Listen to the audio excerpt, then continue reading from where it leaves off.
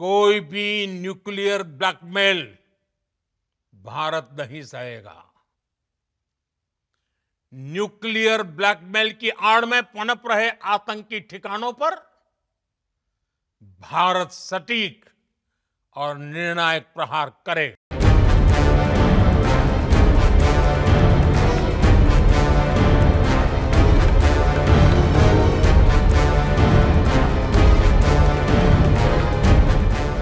बीते कुछ दिनों से एक खबर सुर्खियां बटोर रही थी। हालांकि इस बारे में दबे छुपे स्वर में ही कहा जा रहा था। प्रेस कॉन्फ्रेंस में जब इंडियन एयरफोर्स के डीजीएमओ से भी ये सवाल पूछा गया तो उन्होंने भी इसे मजाक में ही टाल दिया। ये सवाल था कि क्या पाकिस्तान के परमाणु संयंत्र पर भारतीय मिसाइल या ड्रोन लगी है, क्या पाकिस्तान में परमाणु रेडिएशन का रिसाव हो रहा है। लेकिन अब इस पर पुष्टि आ गई है। IAEA के प्रवक्ता का कहना है कि हाल ही में भारत पाकिस्तान के बीच हुए संघर्ष में पाकिस्तान के किसी भी परमाणु केंद्र से रेडिएशन रिसाव की कोई घटना सामने नहीं आई। इससे पहले भारतीय वायुसेना के अधिकारी ने बताया था कि भारत ने पाकिस्तान के किराना हिल्स में किसी भी टारगेट को निशाना नहीं बनाया। भारत पाकिस्तान के बीच हाल ही में हुए सैन्य तनाव के बाद पाक की न्यूक्लियर फैसिलिटी किराना हिल्स से रेडिएशन लीक की अटकलों के बीच International Atomic Energy Agency IAEA ने स्पष्ट किया है कि पाकिस्तान के किसी भी परमाणु केंद्र से रेडिएशन रिसाव की कोई घटना नहीं हुई। IAEA के एक प्रवक्ता ने जानकारी देते हुए बताया, अब जिन रिपोर्टों का उल्लेख कर रहे हैं हमें उनके बारे में जानकारी है। IAEA के पास उपलब्ध जानकारी के आधार पर पाकिस्तान में किसी भी परमाणु केंद्र से रेडिएशन रिसाव या उत्सर्जन जैसी कोई घटना नहीं हुई है। अब आपको ये भी बता देते हैं कि इंटरनेशनल एटॉमिक एनर्जी एजेंसी है क्या। ये एक स्वतंत्र अंतर्राष्ट्रीय संगठन है जो कि न्यूक्लियर एनर्जी के शांतिपूर्ण इस्तेमाल को बढ़ावा देने और न्यूक्लियर हथियारों के प्रसार को रोकने के लिए काम करता है। इसकी स्थापना 29 जुलाई 1957 को हुई थी। इसका मुख्यालय वियना, ऑस्ट्रिया में है। IAEA संयुक्त राष्ट्र से संबद्ध है और दुनिया भर के 178 देश इसके सदस्य हैं।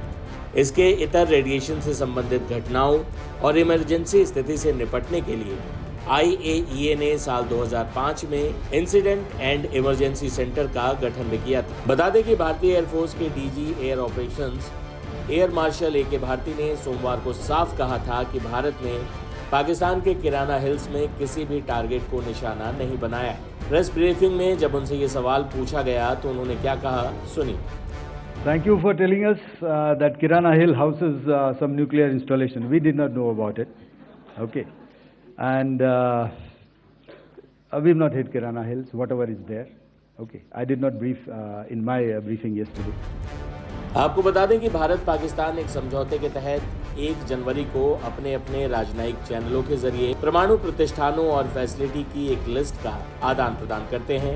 यह आदान प्रदान परमाणु प्रतिष्ठानों और फैसिलिटी पर हमले के निषेध के समझौते के तहत किया गया है, जिस पर 31 दिसंबर 1988 को हस्ताक्षर हुए थे। ये 27 जनवरी 1991 को लागू हुआ था। इस समझौते के अनुसार दोनों देशों के बीच पहला आदान प्रदान 1 जनवरी 1992 को हुआ था। हालांकि भारत और पाकिस्तान के बीच हालिया संघर्ष के दौरान पाकिस्तान के कई नेताओं ने परमाणु धमकी दी थी, जिसके जवाब में PM मोदी ने साफ किया था कि भारत किसी भी किस्म की न्यूक्लियर धमकी नहीं सहेगा। सर्जिकल स्ट्राइक और एयर स्ट्राइक के बाद अब ऑपरेशन सिंदूर आतंक के खिलाफ भारत की नीति है। ऑपरेशन सिंदूर ने आतंक के खिलाफ लड़ाई में एक नई लकीर खींच दी है, एक नया पैमाना, न्यू नॉर्मल तय कर दिया है। पहला, भारत पर आतंकी हमला हुआ तो मुंह तोड़ जवाब दिया जाएगा। हम अपने तरीके से, अपनी शर्तों पर जवाब देकर रहेंगे। हर उस जगह जाकर कठोर कार्रवाई करेंगे जहां से आतंक की जड़ें निकलती हैं। दूसरा, कोई भी न्यूक्लियर ब्लैकमेल भारत नहीं सहेगा। न्यूक्लियर ब्लैकमेल की आड़ में पनप रहे आतंकी ठिकानों पर भारत सटीक और निर्णायक प्रहार करेगा। तीसरा,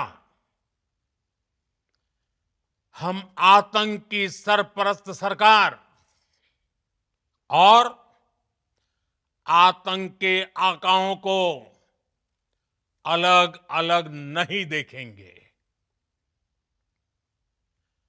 ऑपरेशन सिंदूर के दौरान दुनिया ने पाकिस्तान का वो घिनौना सच फिर देखा है, जब मारे गए आतंकियों को विदाई देने पाकिस्तानी सेना के बड़े बड़े अफसर उमड़ पड़े। स्टेट स्पॉन्सर्ड टेररिज्म का ये बहुत बड़ा सबूत है। हम भारत और अपने नागरिकों को किसी भी खतरे से बचाने के लिए लगातार निर्णायक कदम उठाते रहेंगे।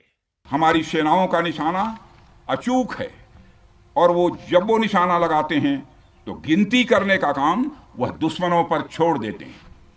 साथियों, आज आतंकवाद के खिलाफ भारत की प्रतिज्ञा कितनी कठोर है, इसका पता इसी बात से चलता है कि हमने उनके न्यूक्लियर ब्लैकमेल की भी परवाह नहीं की है। पूरी दुनिया ने देखा है कि कैसे गैर जिम्मेदाराना तरीके से पाकिस्तान द्वारा भारत को अनेक बार एटमी धमकियां दी गई हैं। आज श्रीनगर की धरती से मैं पूरी दुनिया के सामने यह सवाल उठाना चाहता हूं कि क्या ऐसे गैर जिम्मेदार और रोग नेशन के हाथों में परमाणु हथियार सुरक्षित हैं? मैं दुनिया के सामने यह सवाल खड़ा करना चाहता हूं। मैं मानता हूं कि पाकिस्तान के एटमी हथियारों को IAEA international Atomic Energy agency की निगरानी में लिया जाना चाहिए। मैं ये कहना चाहूँगा और साफ तौर पर कहना चाहूँगा।